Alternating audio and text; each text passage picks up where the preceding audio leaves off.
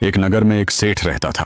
वह लोगों को पैसे उधार देता था, लेकिन उधार देने के बाद उनसे कहता था कि ये पैसे मैं इस जन्म में नहीं, अगले जन्म में वापस लूंगा, और फिर वही रकम अपनी हिसाब किताब वाली मोटी किताब में लिख लेता था। एक दिन पास के गांव में रहने वाले 4 निकम्मे दोस्तों को इस सेठ के बारे में पता चला। उन्हें बताया गया कि वह सेठ सबको मुफ्त में पैसे देता है और वसूली अगले जन्म में करता है। चारों ने आपस में बातचीत की और तय किया, क्यों ना हम भी जाकर उससे पैसे ले आए। और फिर चारों दोस्त सेठ के पास पहुंच गए। सेठ के घर के बाहर पहुंचकर उन चारों दोस्तों ने आवाज लगाई, धनराज, सेठ का घर यही है क्या? उस समय सेठ अपने बगीचे में पानी दे रहा था। तौलिया बांधे और बनियान पहने हुए सेठ ने अंदर से ही आवाज लगाई, बोलो क्या काम है? उन्होंने कहा, हमें सेठ जी से ही काम है, उन्हीं से मिलना है। इतना सुनते ही धनराज सेठ पानी की केतली वहीं रखकर अंदर गया, कपड़े बदले और बाहर आकर बोला, बोलो क्या काम है? मैं ही धनराज सेठ हूँ जिसे तुम ढूंढ रहे हो। तब चारों ने कहा, हमने सुना है कि आप लोगों को उधार पैसे देते हो और वह पैसे अगले जन्म में लेते हो। हम चारों बहुत गरीब हैं और इतने समर्थ नहीं कि इस जन्म में आपका पैसा लौटा सकें,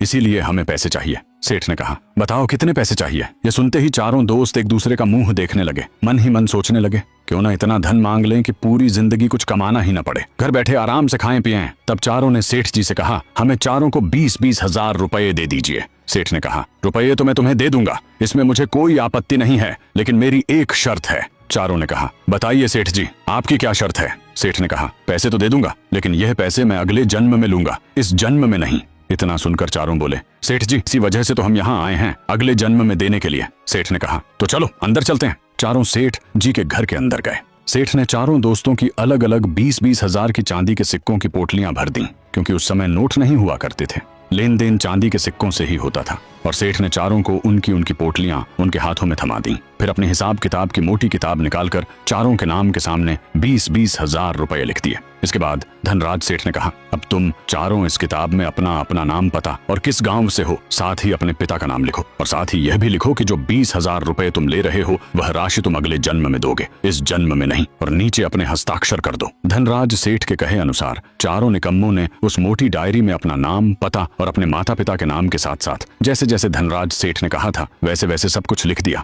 उसके बाद पैसे लेकर चारों ने धनराज सेठ से कहा, तो ठीक है सेठ जी, अब हम चलते हैं। सेठ जी ने कहा, ठीक है। इतना कहकर चारों दोस्त चांदी की पोटलियां लेकर अपने गांव की ओर रवाना हो गए। गांव दूर होने के कारण चलते चलते रास्ते में ही शाम हो चुकी थी और चारों ओर अंधेरा भी फैल गया, इसलिए चारों अपने गांव तक पहुंच नहीं पाए। तभी गांव के किनारे उन्हें एक घर दिखाई दिया। वह तेली लोगों का घर था जो तेल निकालने का काम करते थे। उस घर के बाहर पहुंचकर चारों ने आवाज लगाई, घर के अंदर कोई है क्या? उनकी आवाज सुनकर अंदर से एक आदमी बाहर आया और बोला, क्या काम है? चारों ने कहा, हम पास के गांव के रहने वाले हैं, लेकिन बहुत अंधेरा हो गया है, इसलिए हम रात आपके यहाँ रुकना चाहते हैं। उस आदमी ने कहा, रुक तो सकते हो, लेकिन हमारे पास रहने के लिए अलग कमरा नहीं है, हमारे पास बस बैल और भैंसों का छप्पर है, वहीं रह सकते हो। चारों ने कहा, मंजूर है, हम वहीं रात गुजार लेंगे। उस आदमी ने कहा, चलो तो अंदर चलते हैं। फिर उस आदमी के कहे अनुसार चारों निकम्मे उसके पीछे पीछे घर के अंदर चले गए। घर के अंदर पहुंचते ही उस आदमी ने सामने की ओर इशारा करते हुए कहा, वह जो बैल और भैंसों वाला छप्पर दिखाई दे रहा है, तुम चारों को वहीं रात गुजारनी होगी।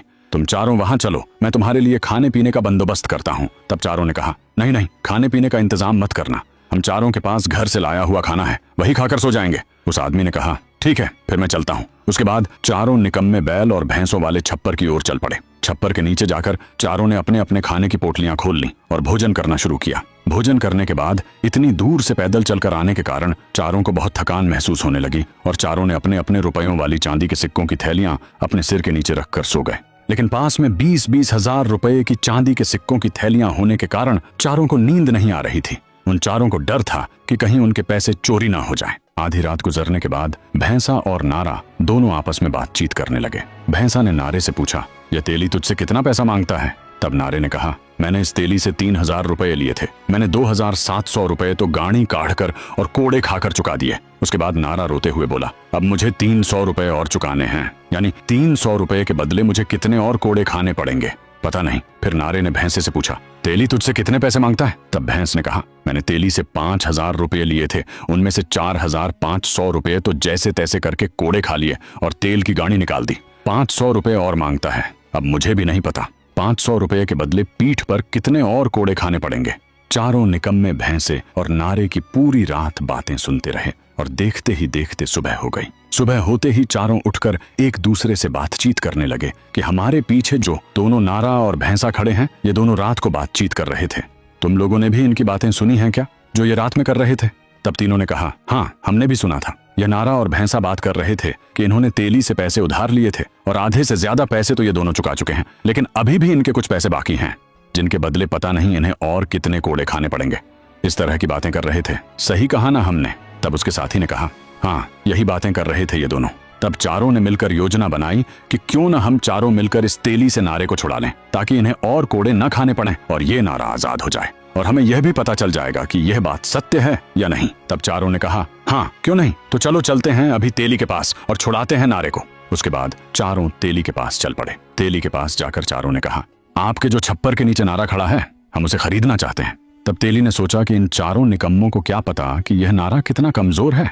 मैं तो इसे मार मार कर जैसे तैसे करके तेल की घानी निकलवाता हूँ। ठीक है, कुछ ना कुछ तो इसके बदले पैसा आ जाएगा। इतना सोचकर तेली मन ही मन खुश होने लगा और चारों से कहा, क्यों नहीं, तुम इसे खरीद कर ले जा सकते हो, लेकिन मेरी एक शर्त है। तब चारों ने कहा, क्या शर्त है? हमें मंजूर है। तेली ने कहा, मैं इस नारे की एक ही रकम बताऊंगा, उसे न तो कम करूंगा और न ही ज्यादा करूंगा। तब चारों ने कहा, हाँ क्यों नहीं, आप अपनी रकम बताइए। तेली ने कहा, इस नारे की पूरी कीमत 300 रुपए है, 300 रुपए से कम नहीं लूंगा और न ही ज्यादा लूंगा। तब चारों ने साथ मिलकर कहा, हाँ क्यों नहीं, हमें मंजूर है। चारों ने अपनी पोटलियों से थोड़े थोड़े रुपए निकालकर पूरे 300 रुपए कर दिए और वह तेली को दे दिए। तेली ने जैसे ही पैसे अपने हाथ में लिए, सामने खड़ा नारा जमीन पर गिर पड़ा और गिरते ही उसी समय उसकी मौत हो गई। यह देखकर चारों निकम्मों के पैरों तले जमीन खिसक गई। यह कैसे हो सकता है? पैसे देते ही नारा जमीन पर कैसे गिर पड़ा? चारों नारे के पास जाकर देखने लगे तो उसकी सांसें पूरी तरह थम चुकी थीं और वह मौत की नींद सो चुका था। और फिर क्या हुआ, कहानी का अगला भाग जानने के लिए चैनल को सब्सक्राइब करें और कमेंट में नेक्स्ट पार्ट जरूर लिखें।